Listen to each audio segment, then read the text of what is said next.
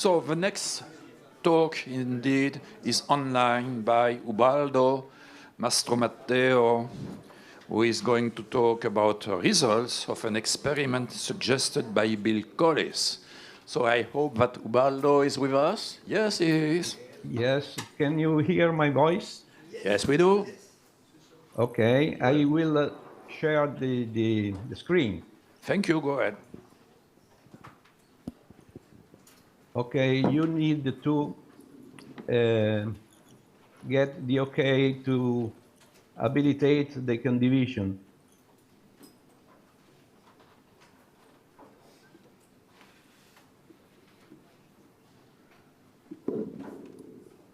So, okay.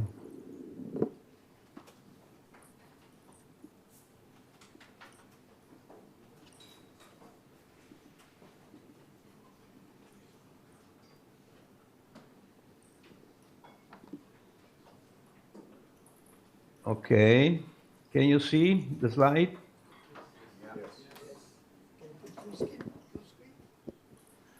You put it full screen if you can. Full screen. If not, let's go ahead. I don't see. Okay, here. No. Okay. Is it okay? It's not. It's okay, but it's not full screen. But no, what is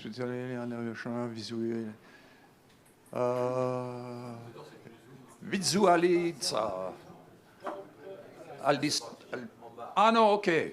Al di sotto si scrive sì. 66%. E a sinistra è questo bottone. Ubaldo, are you using two screens? Yes. No. So no. Yes, or because the presentation may be shown on the other screen. It now is 100%. Ubaldo, puoi, Sì. se stai usando due schermi, puoi presentare su questo qua invece che sull'altro? No, non capisco perché io vedo la mia presentazione. No. Altri? Si vede? Okay. Devo sullo schermo di destra? Allora no, dovresti mostrarla sull'altro schermo perché noi vediamo soltanto uno schermo e dell'altro. Come faccio? Trascinala. No, io vedo soltanto Ok, allora la mia vai su presentazione in alto. Okay. Aspetta. Vai su presentazione in alto. Dove? Home, presentazione.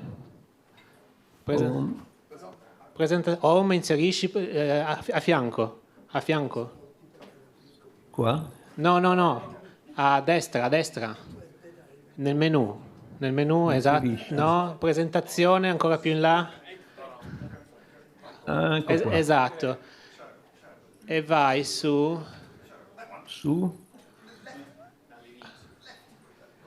Imposta presentazione, aspetta. Dall'inizio, premi dall'inizio. No, è sull'altro. No.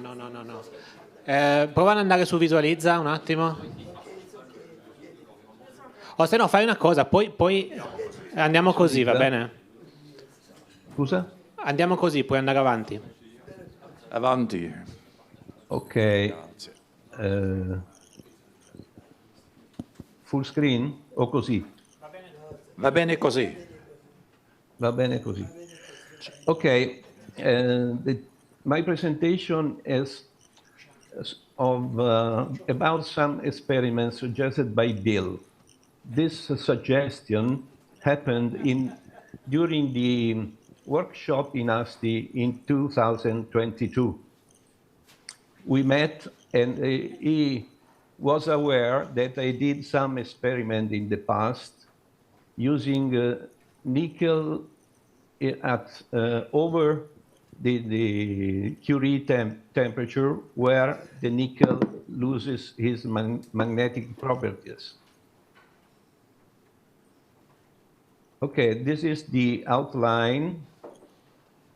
And so it is likely that Bill's idea to test nickel in hydrogen above Curie temperature was based on a work done by me in 1996 using microchip technology. I presented this work at Bill's workshop in Asti in 1997, many years ago, and later at ICCF 7 in Vancouver. A few slides will follow of that reference experiment. And then I will show the experimental setup, neutron detectors, experimental results, and final consideration.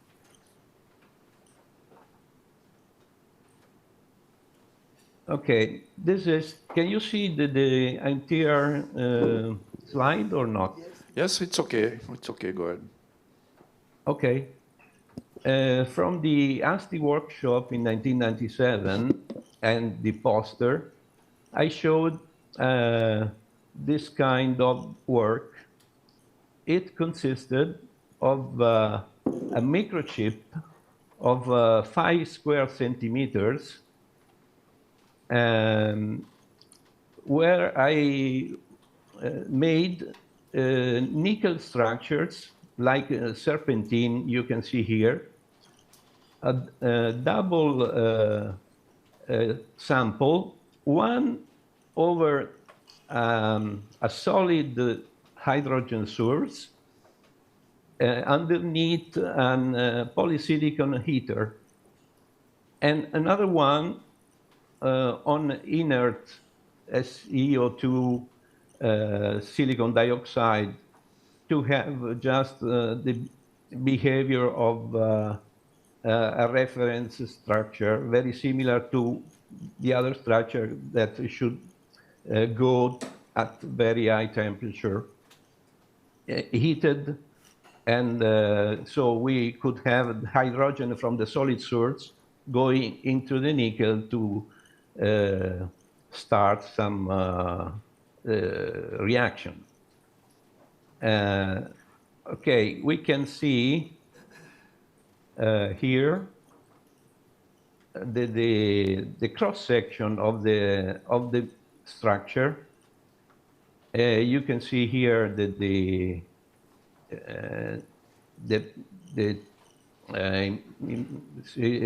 nickel layer on top of hydrogen-rich silicon nitride, and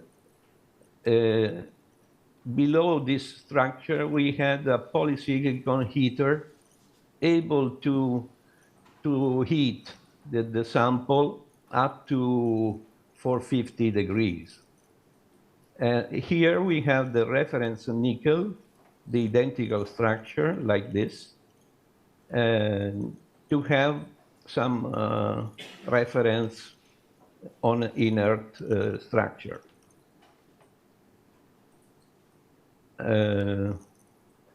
Okay, heating we could insert the microchip inside a stainless steel chamber, a reactor, and heat the sample in vacuum, or inserting some hydrogen inside the chamber, so we can make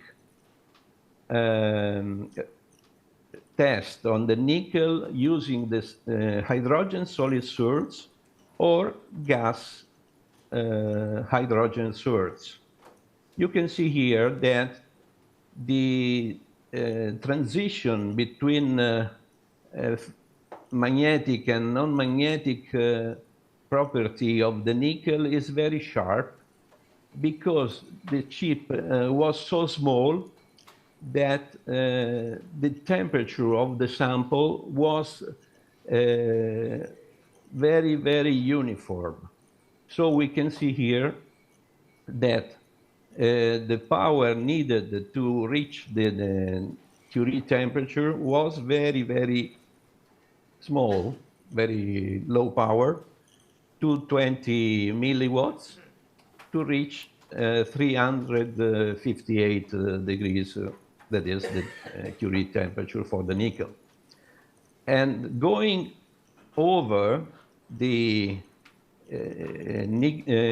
Curie temperature, you can see that the behavior of the resistivity of the nickel is linear, and the increase with the temperature is less than the temperatures below the Curie temperature. So, on the base of this idea, we made several tests on this kind of microchips. We tested many of them, and in some case, we had some reaction in the nickel. This is a electron microscope photo of the nickel structure, and you can see here that there is a hint of fusion of the nickel layer. This was having maintained the chip, the nickel, at 450 degrees for a few hours. More interesting was the behavior of the reference structure of the nickel when we used to test it in a gas atmosphere. Testing in the gas atmosphere over the Curie temperature, we could observe several melting points or melting of the nickel. This is very clear, and the picture was done by an optical microscope. In several points of the nickel serpentine, we could see melting of the nickel at very low temperature respect to the melting temperature of the nickel, that is over 1,400 degrees. Okay, and then we go to the experiment suggested by Bill in my lab. You can see here the setup I used to make this experiment, using as a sample a nickel wire. I will show immediately the sample in the reactor. You can see here that the setup consists of the reactor R2. This is 2 liters volume reactor, where we put the sample. And to test possible neutrons emission, I have 2 different neutron detectors. One is helium-3 detector from Ludolum, and the other one is, I will show immediately, is a boron-10 detector. Here we have the computers. This is to control the neutron counts. This one is to control another reactor, R1, and the control of R2 is done with this computer with a LabVIEW program. The boron-10 detector is controlled by this computer here. I will show you immediately the screenshot, the main screenshot. Here we have the power supply and some measurement tool. Here we have the interfaces to the computer for the neutron detectors. This one black is for the boron-10 detector, and this one for the helium-3 detector. Here we have also the gamma detector, but it's not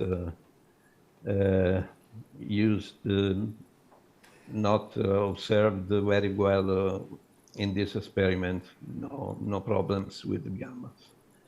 Here we have the sample on the closing flange of the reactor, connected to the power supply and measurements instruments with a feed-through for electrical connections in vacuum. And later, before putting it inside the reactor, I applied also a sensor of the temperature, not in contact with the wire, just to check the increase of the temperature with the power in. The nickel wire is 1 meter long. The diameter is 0.3 millimeters, and the weight is 0.6 grams, and the resistance at starting temperature, room temperature of 27 degrees was 1.07 ohms. The wire was wound on a borosilicate glass tube and fixed at the ends with the copper collars to have low resistance contact to avoid to heat also other materials than the nickel. Okay. Here we have the behavior of the resistance of the nickel with the power in. You can see that the transition to when the sample overcomes the nickel, the Curie temperature, is not so sharp as in the experiment with the microchip. But anyway, it is clearly visible, and we can fix the temperature of the sample over this point here that needs only 25 watts of power in. And it could see better with monitoring the resistance of the nickel versus the PT100 sensor temperature. You can see that the temperature of the sensor is not 358 degrees because the sensor is not touching the wire. But you can see here the transition from magnetic behavior of the nickel and non-magnetic behavior. Here we have the overlap of 3 different tests, and all the tests are showing the same point of the transition. And the ratio between R and R0 is 2.5. This because it's not exactly what we saw on the microchip nickel, because in this case the sample is quite big, and the temperature of the wire is not exactly all at the same temperature. So we have the transition that is not so sharp.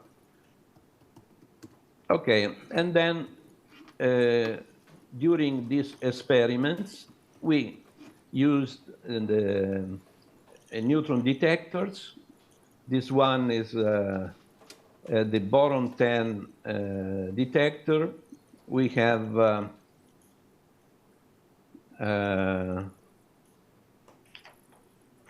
it consists of two components. The tube containing a compound rich of boron 10 on the internal surface of the tube, and an electrical interface that supplies high voltage to the internal electrodes and interfaces with the PC via USB port for recording the pulses generated by the capture of the intercepted neutrons. And okay, this is the software for the detection pulse analysis, but it doesn't work so well because we may have some interruption of the program. And so I decided to make acquisition of 6 hours and take the data in a log notebook every 6 hours and restart with the measuring program.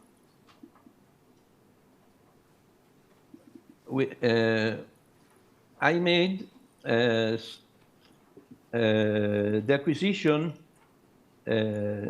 of the neutrons per hour during the experiment and before the experiment is shown in this graph. We can see here in green all the acquisition before starting with the experiment, and we have an average of 13 neutrons per hour, and we had 90 hours of acquisition before the experiment. And then we started the experiment, and we had these results about neutrons coming from the detector that are not so different respect to what was acquired before the experiments. So we cannot see a difference in this from this kind of detector about some neutron emission during the experiment. This is the helium-3 neutron detector. Is a Ludlum 12-4 neutron meter, and here we have the screenshot of the computer that monitors the behavior of the acquisition of neutron counts. Before the experiment, the average of neutron counts was between 4 and 5 neutrons per hour, because this detector has a sensitive below respect to the boron 10 detector. And here we have during the experiment we have two main acquisition because the program that registers the neutrons emission resets after 132 hours. So I can collect the raw data from this time of acquisition and control the distribution of the neutrons per hour of the had during the experiment. Here we have a first 132 hours acquisition, where we can see that there is no difference between the distribution of the real data and the Poissonian distribution with the same average. Also, in this case, we have no different neutrons per hour respect to the background.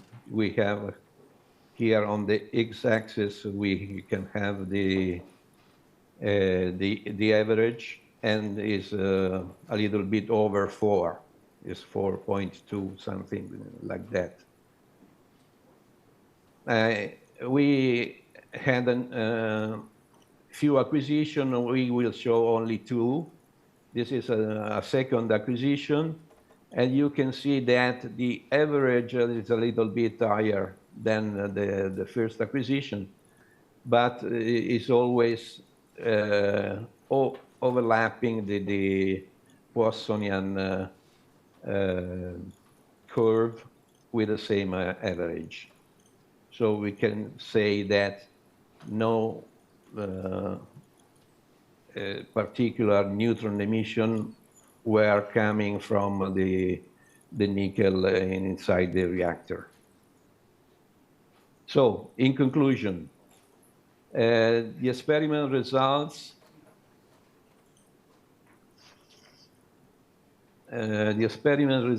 showed that the nickel we used did not interact with the hydrogen contained in the reactor. In fact, the pressure control showed that no type of absorption occurred, but we could notice a slight increase in pressure to probably the gassing of the sample support materials. Even though I did a long degassing vacuum before starting the experiment. Both the helium-3 and the boron-10 detector did not show any anomalous neutron emission.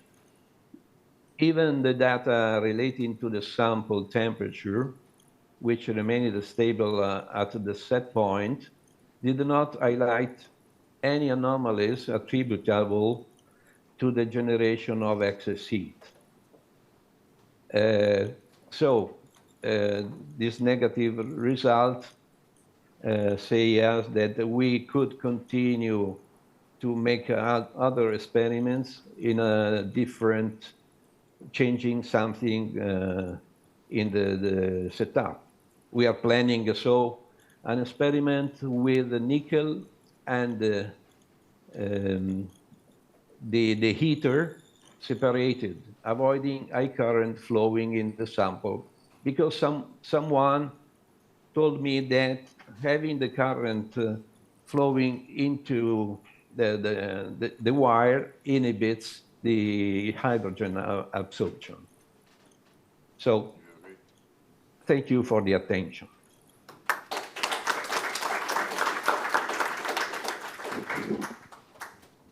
So, thank you very much, Ubaldo. There is a question by Bob Grigna. Good. Thank you. Hi. Thank you very much, Ubaldo, for a great presentation. Can you repeat the experiment with non-contact and contact mounting? When we did Celani's replication, we found that between the contact on the mica and the free air, or free hydrogen part of the reactor, there was a 100-degree variation. And I think that was key to the process. So that's one. You could also test on quartz as well as borosilicate. We found we didn't see any excess heat when we used quartz tubes, but we did when using borosilicate. So when you do get excess heat, can you switch to quartz and see if you don't get excess heat? Now, the reason I say about the thermal differential is that in Piantelli's patent, it's not actually disclosed in the patent, but I did reveal this in 2019 at ICCF 22. the the heater wire, which was separate to the nickel rod, was wound tightly at one end and then stretched out like you would pull one end of a spring so it was broken. And that resulted in a thermal gradient. And this, in my view, was so that his active zone was always found at some point along the length of the nickel rod. And then as he supplied some form of stimulation, whether it's an increase in heat or a pressure pulse, this would shift the active zone up and down the rod. And he showed this 6 millimeter active zone in his most famous experiment that produced a lot of so-called neutrons, in which they were neutrons because they were detected on gold. So I would suggest having thermal gradients somewhere in your system. Now, we have two experiments that are relevant. One was the experiment done by Mathieu Velat in December 2013. 2013. And in that experiment, when recharging the Celani cell, the MFMP Celani cell, he found that we had a tripling of background counts on a Geiger-Müller counter quite some distance away from the device, which lasted for about 90 seconds on every recharging of hydrogen. This was very curious. We didn't know what it was. The second experiment was in 2015. We had nickel powder with hydrogen, and it produced a very large, what looked like a beta burst with no characteristic X-rays in a scintillator, sodium iodide scintillator. I believe both of those things were caused by a charge cluster. And I think Bill Collis was right to get you to work around the Curie temperature, and I'll tell you why. Piantelli in 2015 in January told us, when you are heating a nickel system, you need to heat it very, very, very slowly up to the Curie temperature. Okay, it's a question of comments. It's It's a question of comments. okay. Is it helpful? Is it helpful to you? Okay. I don't get a chance to speak to him at any time in the year. It's okay, but Okay. Thank you, Alexandrov. I've appreciated your input. Thank you. Yeah. Okay.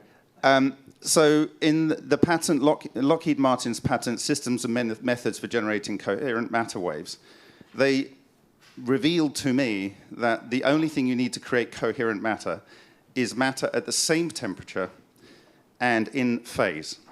It doesn't have to be near absolute zero like a standard Bose-Einstein condensate. Now, Piantelli talked very in detail to us that the hydrogen is dissociated on the nickel and produces H-. That may or may not be the case. If it does produce a proton, which it will with heterogeneous splitting of hydrogen, the proton has a weak magnetic moment and will bind to the nickel being a magnetic material. This then causes clusters to form. So by slowly heating up to below the Curie temperature, and then what Piantelli said is we absolutely must do, we must go through the Curie temperature as fast as conceivably possible, which is what we did in GS 5.2 when we saw that beta burst. Thank you. You have the particles released in phase and at the same kinetic energy, allowing the formation of charge clusters, which will account for the observations we made. Can you please try in future experiments to do the slow heating and then rapid through and backwards and through, which is what Mathieu Velat did. Thank you for this teaching, and this comment. Okay. Thank you for the suggestion. Any question, actually? Yes, Jean-Paul? Actually, I have my microphone already at my hand. I think Ubaldo wanted to answer. So my questions are twofold. The first question is, why at all were you trying to find neutrons? The reaction is unclear that should produce neutrons. So what is your idea about the reaction, underlying reaction? Second question is, why do you conclude that the nickel did not react with hydrogen? How do you come to that conclusion? Okay. Neutron emission from nickel was due to the experience of Bill in the lab of Piantelli, as mentioned by before the question of the before. And so he was suggesting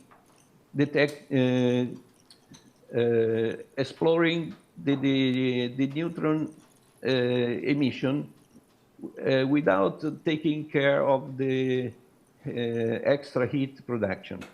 I don't know, but what was the suggestion of Bill. I just made the experiment as he suggested.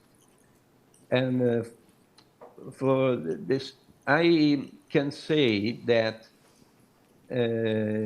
interaction between the nickel and the hydrogen was not present because I could see some decrease of the pressure inside the chamber if some hydrogen was absorbed by the nickel. This was the characteristic of the nickel in the Piantelli experiments in his lab. He saw reactions only when the nickel rod was able to absorb hydrogen. I didn't see any absorption. And to answer to the question before, I saw some in the experiments on 1996 on the microchip nickel, I saw melting of the nickel, but the temperature of the nickel was very uniform and not ununiform as suggested by Piantelli in his rod as condition to have reactions. I think that the uniform temperature was, in any case, able to show some reaction in the nickel. Can I ask a question? Thank you. I have microphone. Jean-Paul, go ahead. My experience is that nickel will not absorb hydrogen until when there is an oxide layer on top of your nickel wire. So you have to remove first the oxide layer by putting high pressure, putting hydrogen above 200 centigrade and then pumping it out to remove the oxide layer. And then you can put hydrogen and it will absorb. That's my experience. Now, in your first experiment with the chips, your nickel was deposited directly onto the substrate. Therefore, there was no oxide layer between the hydrogen production of hydrogen and the nickel.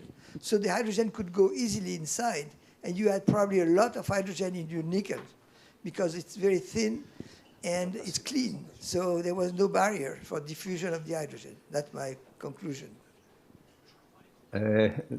Jean-Paul, the nickel on the microchip was deposited and then submitted to several microelectronics operation because we need to put on top other layers and make cleaning and so on. So very thin nickel oxide should be present. But you could see that during the test at 450 degrees, the morphology of the layer changed. So we had from amorphous to some sort of recrystallization, and maybe that the thin oxide was, in this case, breaked or removed. I don't know. Thank you. Thank you very much. And well, it's time to go to the next presentation. Thank you. Sorry, we were